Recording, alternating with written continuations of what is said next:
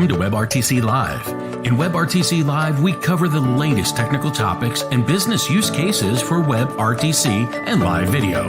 As always, this episode is brought to you by WebRTC.Ventures, leading integrators of WebRTC video into your custom application. Welcome back to WebRTC Live. I'm your host, Aaron Syme, founder and CEO of WebRTC.Ventures.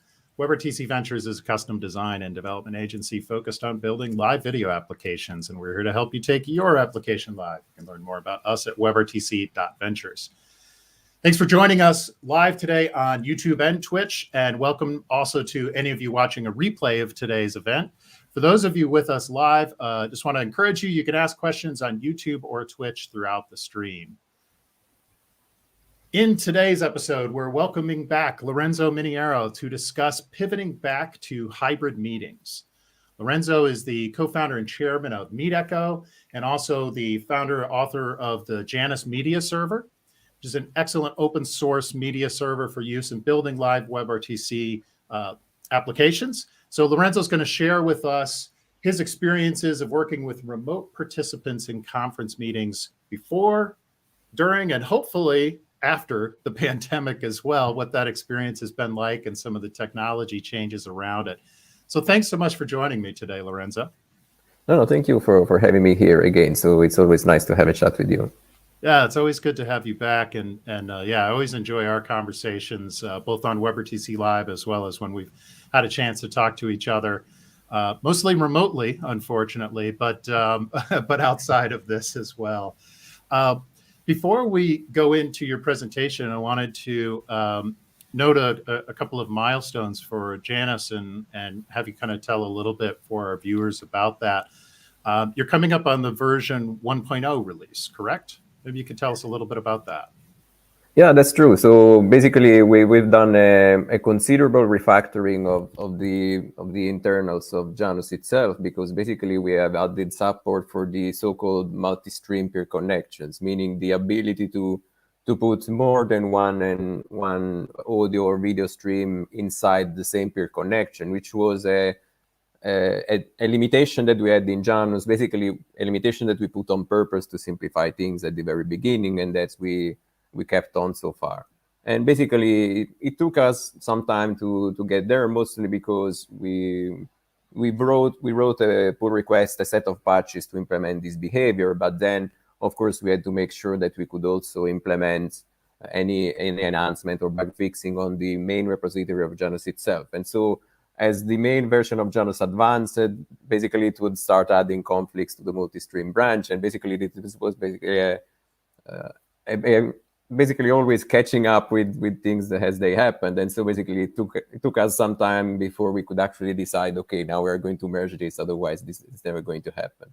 But luckily we had the support of the Janus community. A lot of people contributed their feedback, tested this, and so we're confident that it's going to basically bring Janus to the future, basically, yeah. Excellent. Any timeline or recommendations to those kind of on the 0.x version of when they should or when they have to go to 1.0? Yeah, not anytime soon, because we are going to merge this on the 11th of February, so in a couple of days. So, and basically that means that multi-stream will become the new main branch of Janus. But the current main version of Janus, which is currently the 0x version in general, will become a 0x branch that we plan to keep alive for quite some time, mostly because it's the version that everybody is using today, except for those that already started jumping on the multi-stream branch. And so we do realize that just pulling the rug basically would be very, let's say, inconvenient for a lot of people. So we plan to keep on implementing bug fixes and new features on that branch as well, even though, of course, we will focus less on that and focus much more on the multi-stream version, which basically opens many more interesting opportunities for us instead. So they can still pull the code from there, but I encourage them to at least start looking at multi-stream, because that's definitely going to be Janus's future anyway. Yeah, absolutely. And there's also a big anniversary coming up for Janus as well, right? I I think perhaps timed with the 1.0 release. How many years has Janus been around? How long have you been working on it? Yeah, this in a couple of days, it will actually indeed be the 8th birthday of Janus. So it was, the first version was released on that day in 2014. So yeah, 8 years ago, quite a long time ago, if I think about it, because it feels like yesterday, which means I'm definitely getting older. So yeah, Janus is a bit older than that, because of course I had started working on it a few months before, but that was the day that we committed the first pushed the first commit on GitHub. So the first time we actually released Janus to the world, and since then it's been really a nice journey. So people were interested from the very beginning and have kept on being interested and providing feedback, contributed back. So it's been an amazing journey that I hope will last for a very long time. Yeah, I hope so as well. We certainly use it and appreciate all the work that's gone into Janus. Any reflections on the past 8 years with that? Any big lessons you've pulled out of that, or things you would share with others, maybe thinking about starting their own project like that? No, I mean, it's we've definitely learned a lot. So I don't know. Probably, I mean, this is something that I told also somebody else in the past. Basically, I'd probably choose a different license from the very beginning, because, for instance, when Janus was first released, we had actually chosen the AGPL license instead, mostly because we wanted to make sure that people who contribute back, which is something that you cannot really force on people. And we soon learned, for instance, that the AGPL is not something that companies like to engage much with. And so basically after a few weeks, we pivoted back to the GPL license that we are using right now instead. So for instance, choose the right license for your project, and don't be, let's say, don't try to force contributions out of people is the first suggestion that I would give. If people enjoy your project, they will definitely contribute and engage. So that's definitely the way to go. No, that makes sense. That makes sense. Well, when we scheduled this this conversation, this appearance for you on WebRTC Live, we didn't realize at first that it was a birthday for Janus. But when I realized that, I figured we had to commemorate it in some form. And so I have a little surprise for you, with a silly surprise with a little story. I was thinking, how could we commemorate Janus? And I know of your interest and talent in playing guitar, and I wouldn't know about talent. Interesting. Well, it's certainly from my perspective, as you'll see. And I know you on a personal note, you also recently published an album called Delusions Master, which I've enjoyed personally. And we've talked a little bit about guitar playing before offline.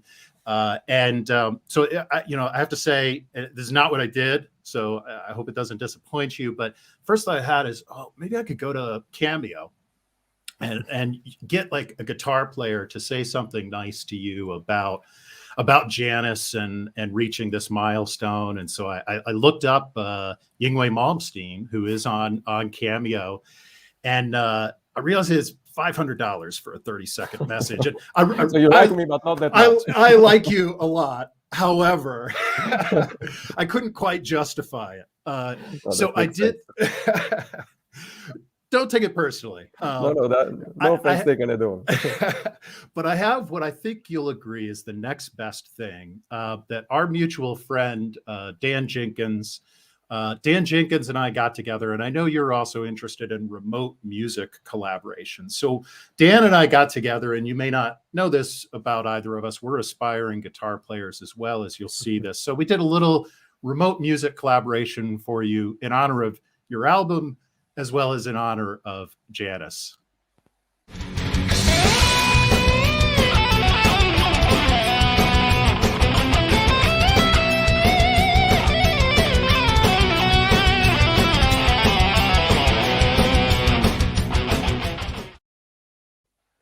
Fortunately, we kept that really short. That was really fun to look at. Well, great guitar skills from the both of you. I mean, we're not at your level yet. We've got a little ways to go, but we're working on it. And There's hours of footage of that, by the way. We did the whole album together, but we Then just decided put not it- to put it all out in this format. I'll ask it for it offline then. I wouldn't recommend it. But in any case, thank you to Dan Jenkins for being a good sport about that. Dan Jenkins from Nimble Ape and broadcaster.vc as well. I appreciate him putting his pride on the line a little bit with me there. But in all seriousness, Lorenzo, congratulations on the milestone with Janus, the multiple milestones, as well as your album. Thank you. Available now. And by the way, mentioning a broadcaster VC, I know you're associated with that project as well, and it uses Janus. I don't know if you want to mention anything about that before we hop into your presentation. I know in general, it's been a very interesting collaboration between me and Dan, who is also a good friend. So it basically basically was a very good test bed for what I've actually talked about with you a few months ago. So the Ndi integration with WebRTC.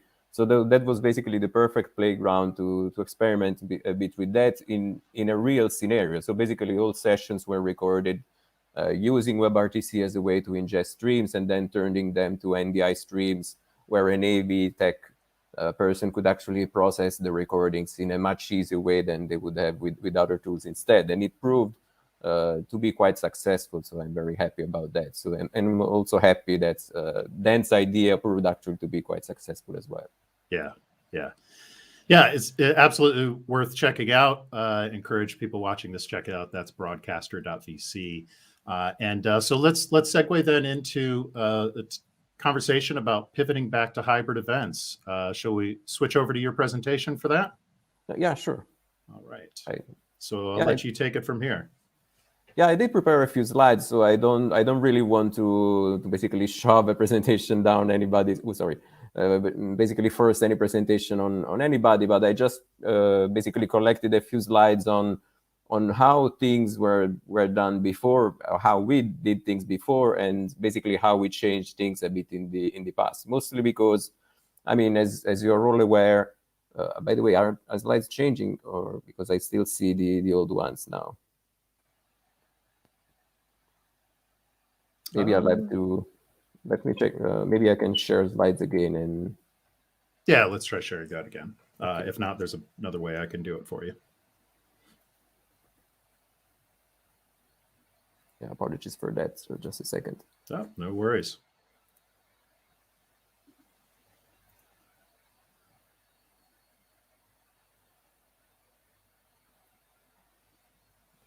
Okay. All right. Sorry about that. Yeah, no basically, yeah. So we actually did implement hybrid events in the past, mostly because, of course, they were partially hybrid events, meaning that especially, for instance, for IETF meetings where we are the official remote participation tool, we basically always provided remote participation support for those events, meaning that IETF meetings can be quite big. You have thousands, about 1,000 of participants on site, but you always had those people that couldn't attend the event in person for any reason, and so maybe they had to make a remote presentation anyway, and so they needed to make a presentation to the local audience and possibly engage with them and interact with them. And so that's something that we did in the past for IETF and other events, but of course. The pandemic changes this not only for us but for everybody in the business, which means that this side of the business that had us basically us flying to the venue wherever it was, setting up all our equipment and helping conferences go remote was actually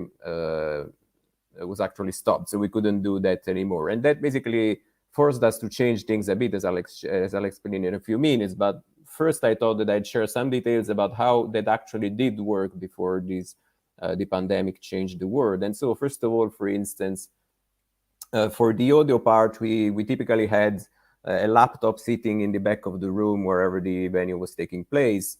And we would hook this laptop to the mixer, to the physical mixer in the room, so that we could basically capture the input of all the microphones in the room, so that we could basically send that to a remote backend, and everything that was coming back from the remote backend instead would be passed to the mixer again so that it could be played back in the room. So basically this laptop would act as a participant on behalf of the whole local audience to interact with all the remote participants instead. And in order for this to work nicely, we relied on a conference bridge instead. So audio was always mixed in that case, and specifically we were using Asterisk at the time, using the zip plugin in order to make it easier for this laptop to use WebRTC for the job. And this kind of worked nicely because it allowed to basically have local attendees at the venue interact quite effectively with the remote participants. Sometimes we had to tweak the mixer board a bit in case we had any echo problems, but we basically got to a point where this was basically almost on autopilot, so it was quite nice. For video, the process was a bit different. So we had, especially for each room that we were serving, we always had 2 static video streams always present. One was a controllable camera that we would place in the room so that we could capture, for instance, the current speaker or the chairs or the mic line in case there was any question. And also we would split the feed from the projector in the room. So if there was any presentation taking place in the room, we would basically split the signal from the projector so that everything that was being displayed on a screen in the room was also being captured as a video stream in our platform as well. And the laptop that you see in the screen over there was actually a Raspberry Pi. So we had a Raspberry Pi capturing both of those streams using FFmpeg, and then we would basically stream them via plain RTP encoded using BP8 to the Janus streaming plugin, which basically turned that plain RTP stream to a WebRTC broadcast that we could then distribute to the remote participants. And that allowed basically remote participants to see in real time whatever was actually happening inside the room. And the controllable camera also made it easy for us to basically always follow the action from the remote room which we were in, basically. And of course, we also wanted remote participants to be seen in the room as well. And this was typically done with another machine basically acting as a passive participant in the room. So it would receive the contributions from remote participants that we could then display on a second screen inside the room. So it was usually a smaller screen that just displayed the currently active participant, but it made for an interesting, basically a more engaging and interactive interaction between the local attendees and the remote attendees, because it meant that remote attendees could see the room and the participants in the room from the static camera, and the local attendees could see the remote participants on the second screen instead. So it was not just a disembodied voice, just to make an example. And using a second screen also allowed us not to interfere too much with the main content from the presentation. So without having any picture-in-picture that could basically impede the view on some possibly relevant part of the presentations instead. So keeping them separated was quite helpful. And in these pictures, you can see a couple of photos that the good old Dr. Alex made at the time. So a good friend of ours that unfortunately, as you know, passed away a few months ago. And so we often met at the IETF because he was a regular participant there as well. And he was also interested in how we were doing all this setup. So he took a couple of photos in a couple of meetings. So for instance, in this case, you can see the laptop sitting there as it was attached to the main mixer in the room, or also how we, for instance, we were capturing the local controllable camera, in this case, a Logitech camera over there. And Dr. Alex was joking there about the fact that we had duct tape around the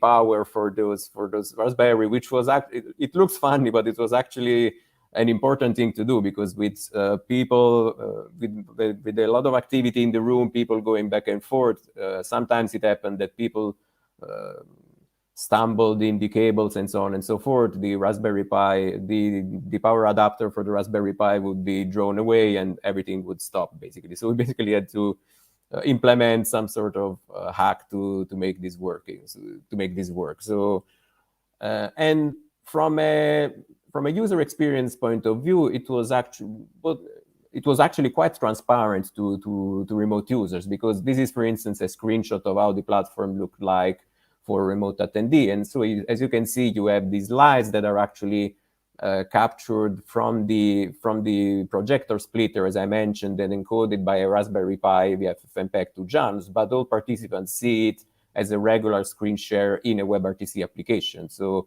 it's basically quite transparent to them, just as the streams that you see are, the one on top is the video coming from the local room, so from our controllable camera pointing, in this case, at the chairs. And at the same time, you can see a remote presenter that was making a presentation or asking a question in real time there. So as you can see, from a user perspective, they look exactly as two different generic streams. So users don't really know that some come from a static source like FFmpeg or from a browser of a remote user instead. And of course, since these streams were all separated and different from each other, because we used an SFU kind of approach, of course, this allowed us to play a bit with the layouts as well, which meant that we could also have more than one remote participant engaging at the same time. So for instance, in this slide, you can see two remote participants interacting with each other. One was presenting, another was making a question, and both of them interacting with the local audience at the same time, which was quite cool. And from the local attendee point of view, instead, this is what it looked like. So in this screenshot in particular is actually from the plenary, which is usually a larger setup, and so a much larger screen. So in smaller rooms where sessions were happening, both of the screens would actually be smaller, but the end result was basically the same. So slides on one side and remote presenter or remote speaker engaging with the audience displayed prominently so that everybody could actually see and interact with them at the same time. And this ability to handle all of these streams separately was also quite helpful for us, because everything was, of course, based on Janus, which meant that we could also monitor all of the rooms that we were handling at the same time. In this case, for instance, you can see 8 different columns, and that's not actually that's actually done on purpose, because at the time we had 8 different tracks at the same time to cover in IETF meetings, which means that we had to be aware of what was happening in 8 different physical rooms at the same time, which meant tracking the camera, making sure that we would follow the main speaker wherever they were going, these sort of things, using remote controls, checking that we were capturing the slides correctly and so on, whether or not we could see remote speakers and all of that stuff. And it was also an interesting experiment from a moderation perspective, because of course, remote participants were moderated so that they could interact with the local audience. And to do that, we had added a small hardware USB-based button that was called the Big Red Button. So it was a small USB dongle that was attached to a laptop in the room. And basically, anytime that the chairs pressed that red button, they would basically either grant the floor to the next remote participant in queue or basically remove them from the queue instead. And it was quite fun for the chairs to use this button and actually see streams appearing and disappearing automatically without them having to do anything more complex than that.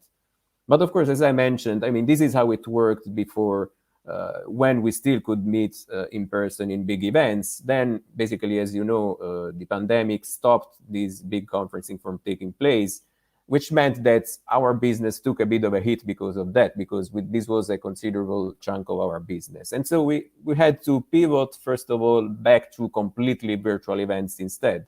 And I will not spend too much details on this, because I actually covered this in a presentation that I did at ComCon, the conference that Dan Jenkins organized last year, where I actually went in detail about how we actually implemented a scalable virtual event platform. And we did this, of course, also very much with the events that we were already serving in mind, including the IETF. So the IETF was very much a target of this virtual event platform for sure. And this allowed us to basically serve the past few IETF meetings, which were completely virtual, instead using a new scalable platform instead, that allowed us to basically fill the gap and make sure that we could provide the same kind of interaction among all the participants, even though everybody was participating from home instead. So this was definitely a needed functionality, just to make sure that we could accommodate that many people engaging among each other in real time, because basically IETF meetings are still attended by about 1,000 participants per meeting anyway, and so it was important that we could provide that kind of service even for virtual events. And this has been true for the past, I think, 3 or 4 events of the IETF, but actually the next IETF meeting will go back to be the very first completely hybrid event. And by very first, I mean that even though, of course, the IETF allowed remote participants to speak in the past, it was always a very limited number of remote participants. So if you had about 1,000 participants in the venue, you typically had about 50 per people speaking remotely, while instead, considering that the pandemic is possibly going away, but definitely not over, it's very likely that this event that is going to take place in Vienna, in Austria, in a few weeks, will probably see a limited in-person attendance, and many people will still want to attend remotely instead, which means that basically the balance between in-person and remote attendees will probably be much different than it was before it all started. So we can expect possibly half people will be remote, half people will be in person, or basically anything in between. But it still means that there will be a lot of remote participants that need to be handled somehow, and it will be, of course, important to make sure that they can engage effectively with a considerable portion of users that will be in the venue instead. And so, first of all, the fact that we now have a scalable platform that we can rely on, so all the work that we did that I was mentioning before was actually quite important, because that's still going to be the main platform that we will base everything upon, because we will have a lot of remote participants. But this also means that some things changed from how we did them before. And so, first of all, for instance, we are not using the C plugin anymore for the audio part. So the audio will still be mixed, and so we are still going to hook up to the mixer exactly as we did before, but we're going to use our own Janus audio bridge plugin, which implements a mixer as well, but has some additional functionality that makes it easier for us to scale the stream for remote attendees instead, that are not actually active participants at any given time. And for the video streams as well, so we are still going to use some physical devices exactly as before, so the controllable cameras that I mentioned, for instance. But this time we are not going to use just, for instance, FFmpeg to stream RTP to the streaming plugin as we did before, but we're actually going to use WebRTC sources for that, because of how the platform currently works. So because of how the platform currently works and how we scale streams, it's much easier if we can just ingest WebRTC streams in the platform, because they are scaled automatically for us in that case. And so we've worked a bit on a small custom component that can do that for us. So in this case specifically, it's going to be a Pion-based client that will be fed by other FFmpeg or GStreamer using exactly the same Raspberry Pis that we used before. So the equipment will be the same. We are just going to do things a bit differently. And of course, an important aspect here is that WIP could actually be used here in the future. And if you're not familiar with WIP, it's basically a new standard that the IETF is working on, specifically targeted at facilitating WebRTC ingestion for broadcasting. And I talked about this in a few presentations in the past, so you may want to have a look at those if you want to learn more about that.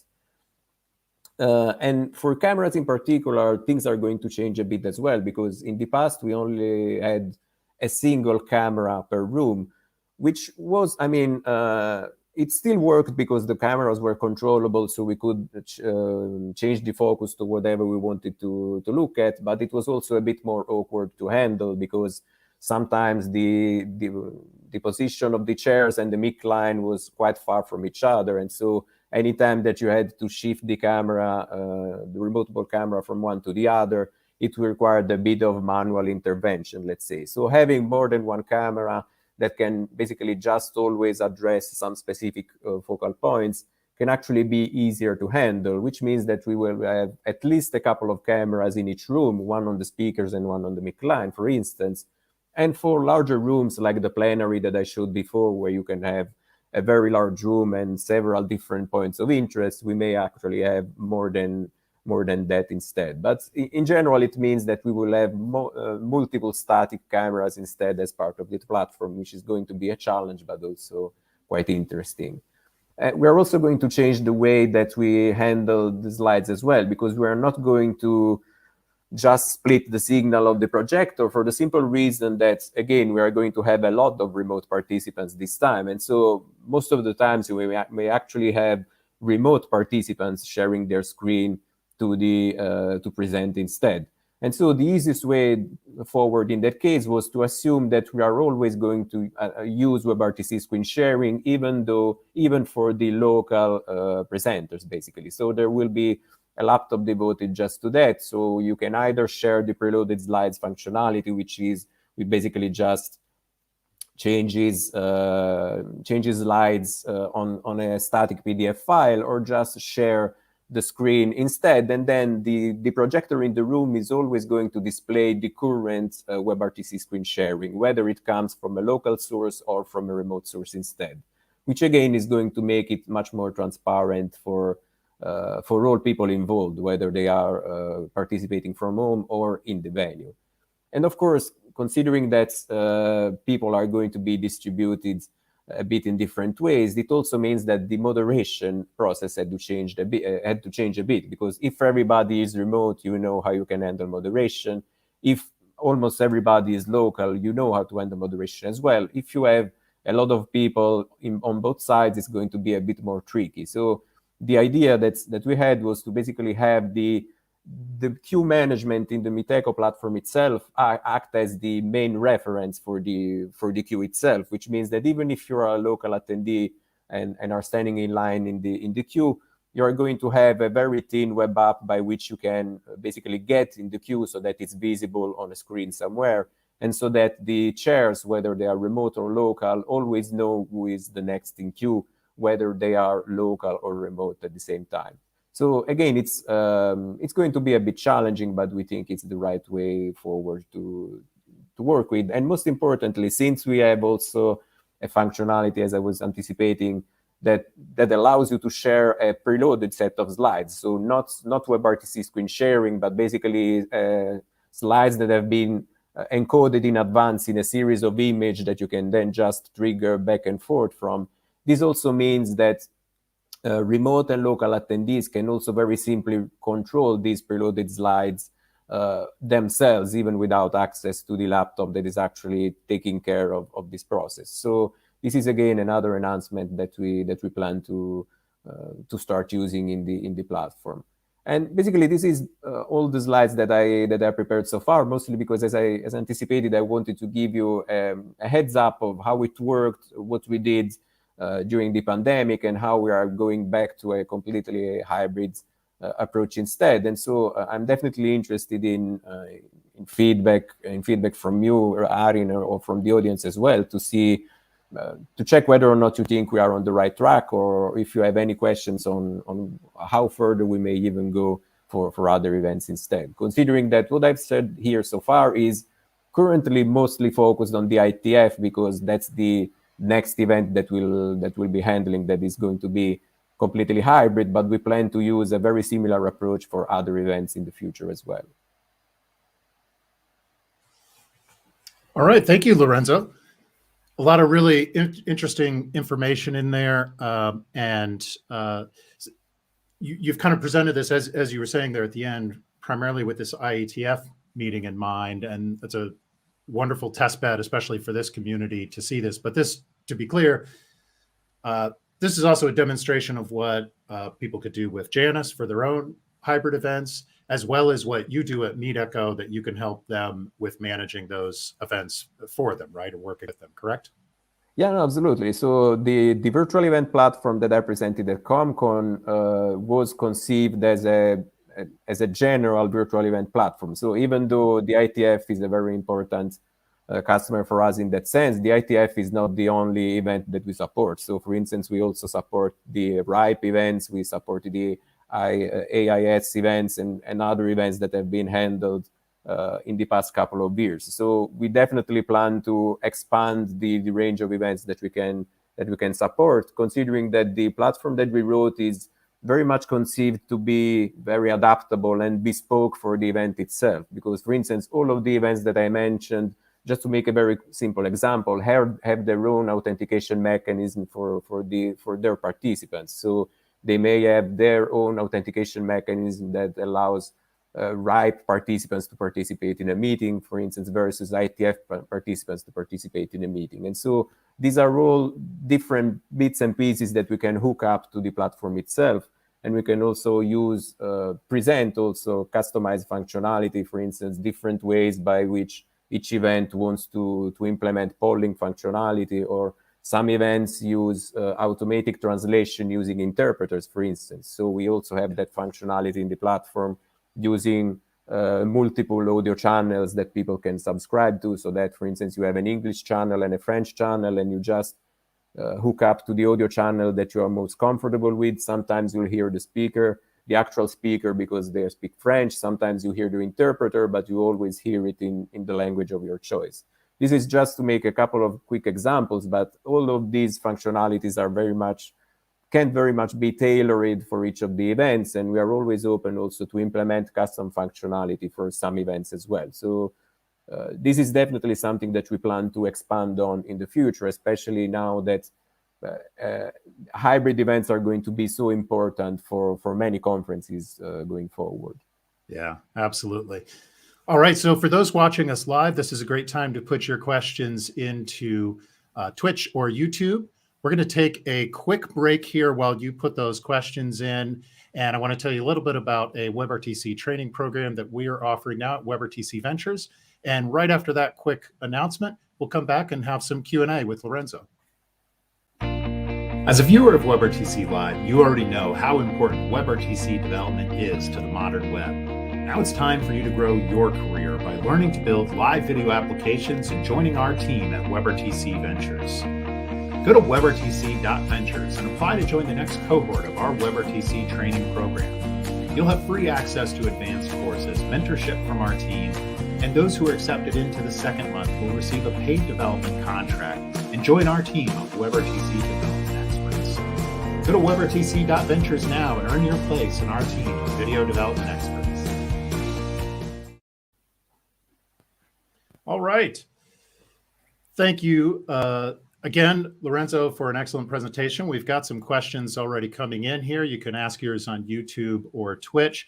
A couple of comments of this being fantastic and amazing from multiple viewers there, which certainly agree with and appreciate. And Brad Jones mentions the brilliant multilingual feature. I do want to come back to that topic in a moment. But Altanai asks, if someone wants to stream the event from Janus to a SIP SBC or PBX, such as free switch, what protocol would be used?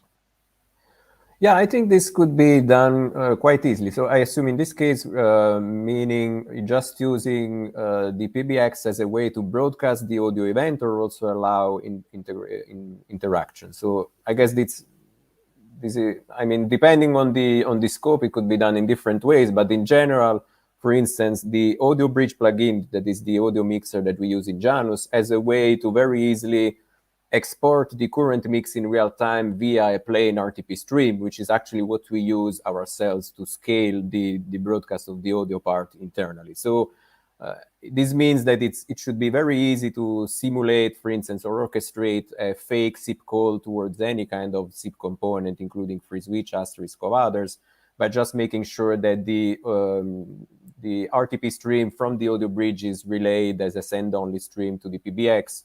That becomes an audio ingestion part that can then be distributed by the components as well. If you want to have any sort of bidirectional integration instead, the audio bridge also supports, even though it doesn't support SIP at all, because it's a component that lives inside Janus and assumes that all participants are WebRTC based, there's also a mechanism that allows you to use plain RTP to create a participant instead. So you create a participant, they're not going to use WebRTC to communicate, they're just going to use plain RTP. And so there is a very simple mechanism that is not based on SDP, but is very easily mapped to an SDP, which means that, again, you can orchestrate a fake SIP call that takes this information that the audio bridge provides, so that you can make sure that this RTP exchange, this plain RTP exchange, happens between the audio bridge component and any SIP compliant component, for instance, free switch, asterisk, of others, which means that it's an easy way, for instance, to allow a dialing functionality from SIP to a non-SIP component like the audio bridge. Basically, just to summarize, the audio bridge has this plain RTP functionality that can be used either for just plain broadcasting or for a bidirectional communication if needed. Awesome. Thank you. And another question from Alberto. So, hello, Lorenzo. You mentioned that you are going to support multiple cameras now. Are you still using a single Raspberry Pi to forward those streams in that case? Yeah, that's the plan. Also, because I mean, even before, when we had the static camera and the projector splitter, so two different video feeds for the static camera and the slides. In that case, that was a single Raspberry Pi handling and encoding both streams, and it never struggled that much. So it was perfectly capable to do that. And considering that slides are not going to be handled by this Raspberry Pi anymore, because we are not going to split the projector, they are always going to happen as a screen share remotely, it means that the Raspberry Pi is actually now working less. And that's why, for instance, we can definitely fit at least two different cameras on the same Raspberry Pi. And I expect that we could probably fit some more as well, also because we never encode a very high resolution version of those cameras anyway. So it's never going to be HD and so on. It's always, I'm not sure if it's going to be 480p or 720p, but it's not going to be a very high resolution and high bitrate stream, also because it needs to mostly give you an idea of what the streams look like, and they are never going to be full screen anyway. So in general, I don't know if we've made tests of how many we can fit on a single Raspberry Pi. So for the plenary, we may have to use more Raspberry Pi simply for logistics rather than for a need, because maybe you have a mic line that is on one side of the room and another mic line that is on a completely different side of the room instead. And so in that case, having a single Raspberry Pi would require you to have very long cables or something like this. So it's easier to have the Raspberry Pi much closer to the actual capture device instead. And so in that case, it would be a matter of logistics rather than limitations in the computational power. Yeah, that makes sense. And I don't remember if you said this or in one of your other presentations I've seen, but I think you're running Pion on the Raspberry Pi. Is that correct?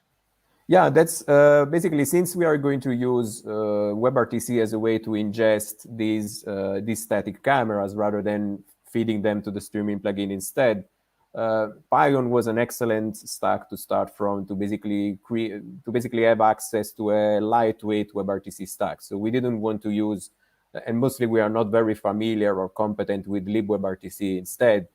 We have some competence with Go instead, and I think Sean and all the people at Pion did an excellent job in making it so easy to create WebRTC clients to work with. And besides, it makes it very easy to also use other applications to originate the media instead. So in this case, we are just using Pion as for the WebRTC code, so for taking care of the TLS size and SRTP and all that stuff.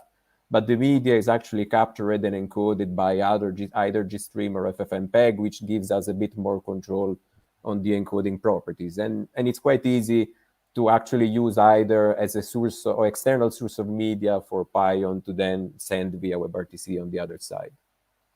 Excellent. So there was a comment in YouTube as well about multilingual support, and I wanted to make sure to come back to that too. So talk a little bit about how you would handle language translation in a hybrid event, or you know, other similar use cases for those hybrid users. Yeah, I mean, in general, it wouldn't change much whether the event is completely virtual or hybrid, mostly because the main point is that since we are using a mixed audio, so we have the audio bridge acting as a mixer, it means that we can we can have different audio rooms for the different languages. And so in this case, for instance, it means that typically we only have a single room per session, but the moment that you can add more, it means that depending on which room you attach to, you can get a different source of audio instead.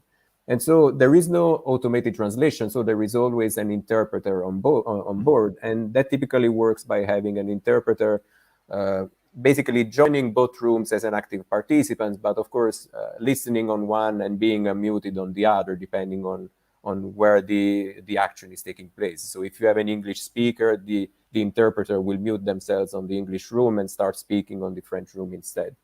And so in that case, for the hybrid event, I guess in that case, for in-person attendees, I guess that's you are still going to just receive whatever you are actually listening in real time. So if you want to actually listen to a translated version of the audio, you can just join as if you were a remote participant inside the platform, and so that you can just receive the audio. But I expect that, since all of these streams are completely separated and independent and manageable, it would be very easy for us to create a very thin layer, a very thin web app that only allows you to choose to only subscribe to the audio stream instead, and ignore everything else that is part of the platform. So you may not be interested in the chat, you may not be interested in any video stream or anything like that. You just want to listen to the translated audio. It would be very simple to create a thin web app that just allows you to choose among the audio streams that you want to listen to.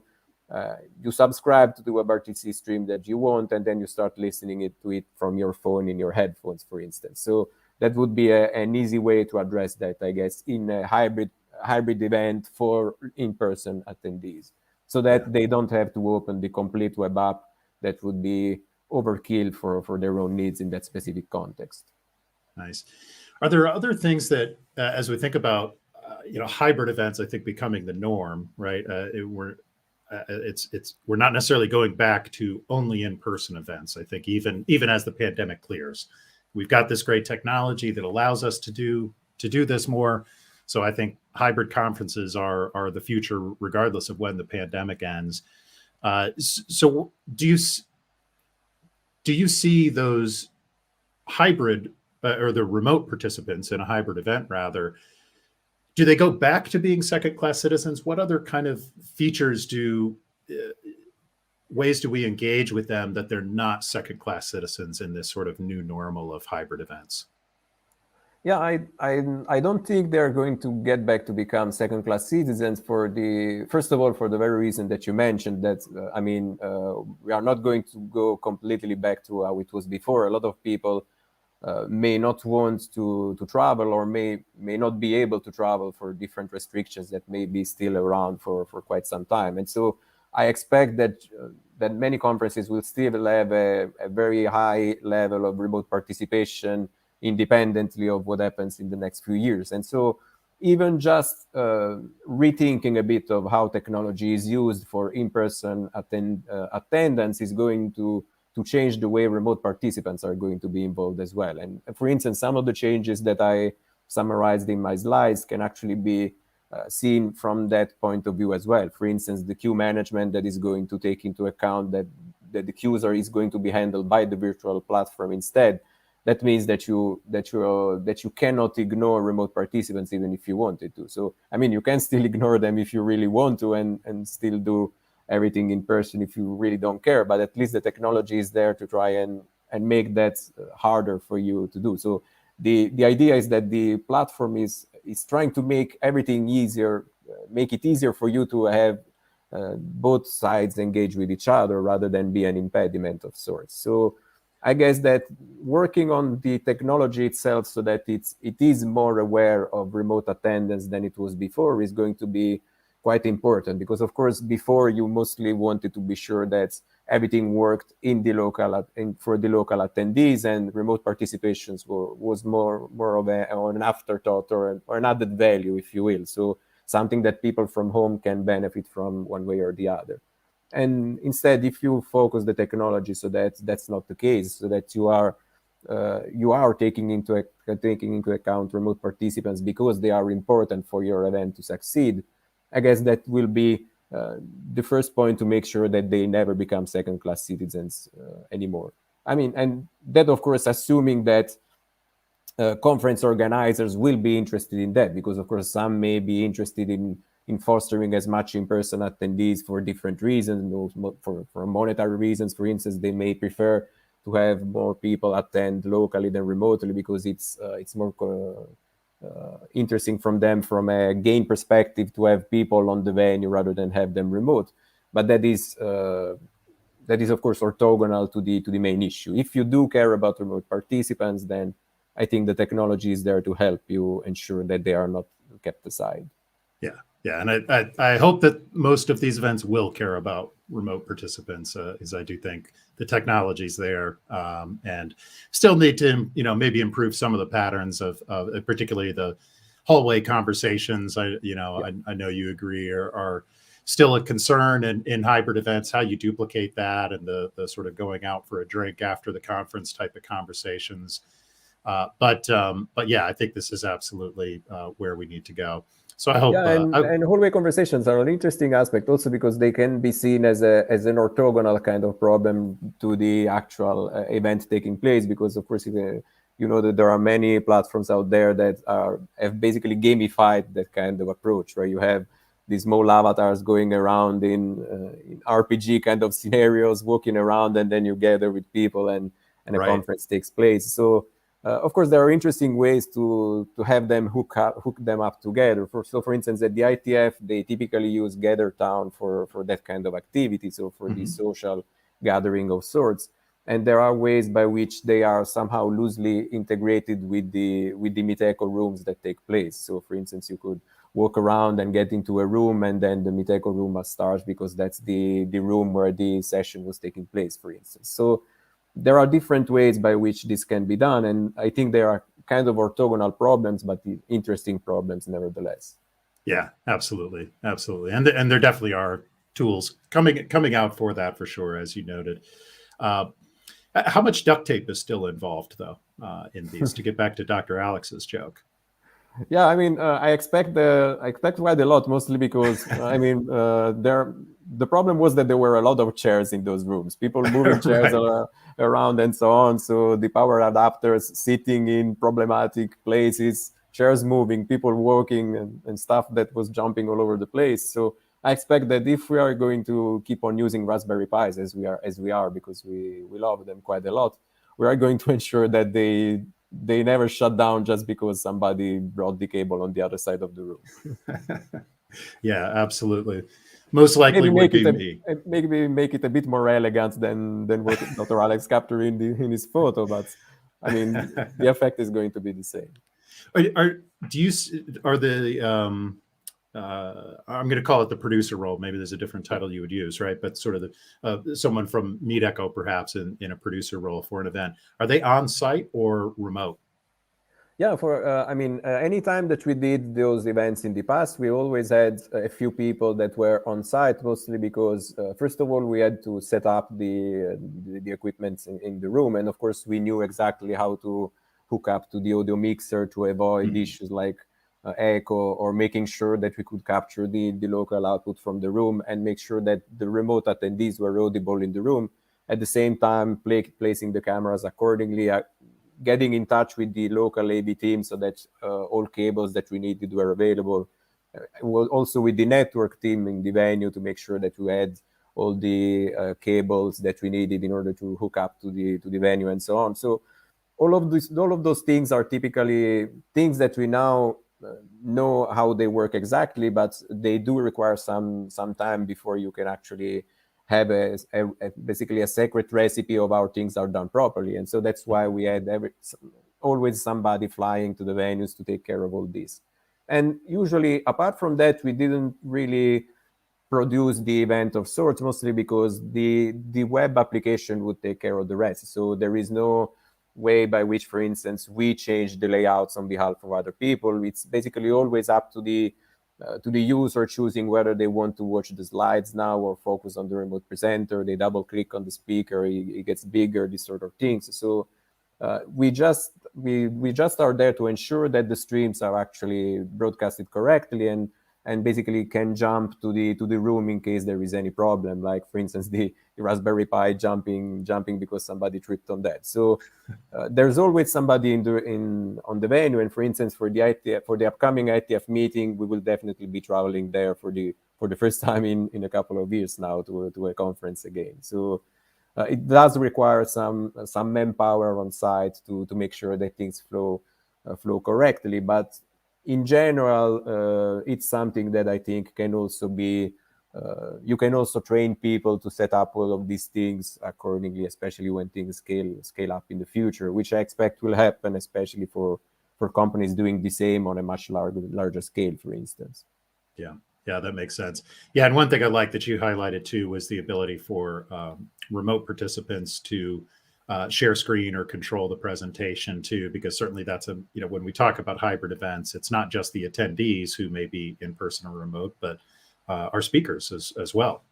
So being able to accommodate that and make it a good experience for people both in person and remote, I think is important.